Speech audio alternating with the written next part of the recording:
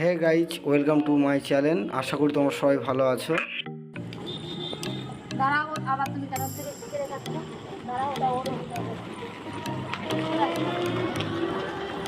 দিদিভাই, আপনি কি রোজই এইভাবে এদেরকে খেতে দিয়ে যান? রোজই? হে গাইজ, চলে এলাম আর একটা নতুন ব্লগ নিয়ে। তো চলো, বেশি কথা না বলে দেখা যাক।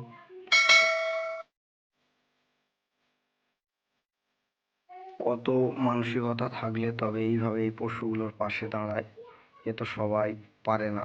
তো দিদিভাইকে অনেক ধন্যবাদ যে দিদিভাই এইভাবে দীর্ঘদিন খাইয়ে আসছে। উনি বলছে যে আমি যতদিন পারবো এইভাবে এই পশুগুলোকে রোজই যতটুকু আমার সামর্থ্য ওদেরকে খাইয়ে যাব। দিদিভাই বলছেন ওনার যতটুকু সামর্থ্য উনি এই অবলা পশুগুলোর পাশে দাঁড়াবে এবং এই পশুগুলোকে উনি দীর্ঘদিন এইভাবে খাইয়ে যাবে, উনি যতদিন পারবে। তো গাইজ দেখতে পাচ্ছ, দিদিভাই এই নিয়ে স্টেশন থেকে 3টে জায়গায় খাওয়াতে আসছে পরপর। 5 মিনিটে? কারণ আপনার পারমিশন যেহেতু আমার নেই, তাহলে আমি কোনোদিন বলতে পারি না যে যে যে পশুগুলো বলতে পারে না, তার জন্য যে একটা মানুষ যে অক্লান্ত পরিশ্রম করে এইভাবে একটা প্রায় দিন নিজের ইনকাম দিয়ে এইভাবে খাওয়াতে আছে, তাদেরকে দুটো খিদের জ্বালা মিটিয়ে দিতে পারে, সেই মানুষটাকে ইচ্ছা তো হয় অবশ্যই যে সেই মানুষটাকে তার চেহারা সোশ্যাল মিডিয়ার সামনে আসা উচিত। এই যে আমাদের ইন্ডিয়ার মধ্যে, আমাদের পশ্চিমবঙ্গের মধ্যে এত বড় একটা ঘটনা ঘটে যাওয়ার পরেও যে প্রত্যেকটা মানুষের মধ্যে এত একটা সোশ্যাল মিডিয়ার মধ্যে এত একটা ঝড় ওঠার পরেও যে এই জিনিসটা হতে পারে, কিন্তু আমি চাই আরো 5টা মানুষ দেখুন।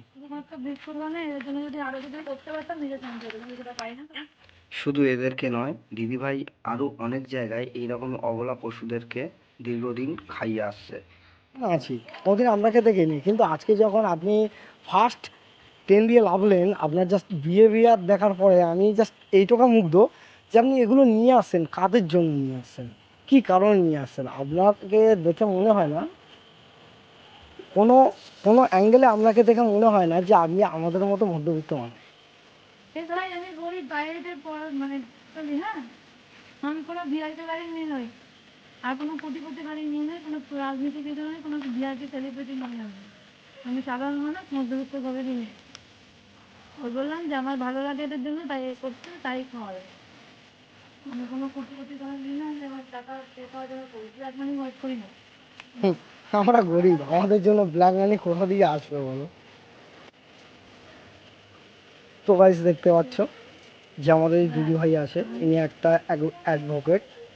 ইনি যে এই সোশ্যাল যে কাজগুলো করে যাচ্ছে, এগুলো বাস্তব প্রত্যেকটা মানুষের করা উচিত।